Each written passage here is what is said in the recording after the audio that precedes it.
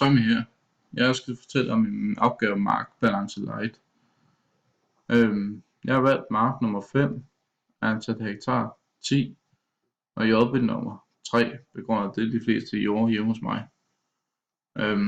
Min afgrøde har jeg valgt af vinterhvede, og som forfrugt vinterraps. Næringsbehovet for N, P og K finder man ved at gå ind på gødskning, vejledning om gødskning og harmoniregler 2016. Man finder JB-nummeret og vinterhvede 65 kg per hektar.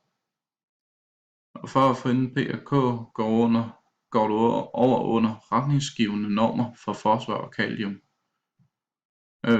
Jeg vil se 19 kg P per hektar og 71 kg K per hektar. Forfrugtseffekten for vinterraps går du igen ind under vejledning om gødskning og harmoniregler 2016. Finder forfrugtsværdi vinterraps med 20.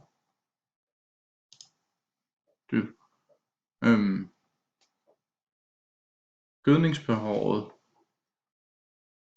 Man beregner gødningsbehovet, og der fik jeg så til 145 kg per hektar og 19 kg P per hektar og 71 kg K per hektar og 16,5 kg S per hektar. Og under husdyrgødningen har jeg valgt at køre 30 tons per hektar gylle ud, og det kommer fra slagtesvin med delvis spaltegulv, 50-75% fast gulv. Normindholdet finder man under normtal 2014. Delvis spaltegulv med slagtesvin her. Delvis spaltegulv med 50-75% fast gulv, og går over under indhold per ton gødning og ser kilo N 4,96 og kilo P 1,20, kilo K 2,66. Ja. Og det får jeg så til at det giver 148,8 kilo N per hektar og 36 kilo P per hektar og 79,8 kilo K per hektar. Procent nyttevirkning får beregner jeg så til 75% N og 85% P og 85% K.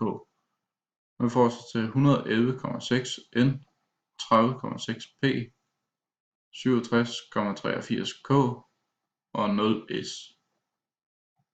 Handelsgødningsbehov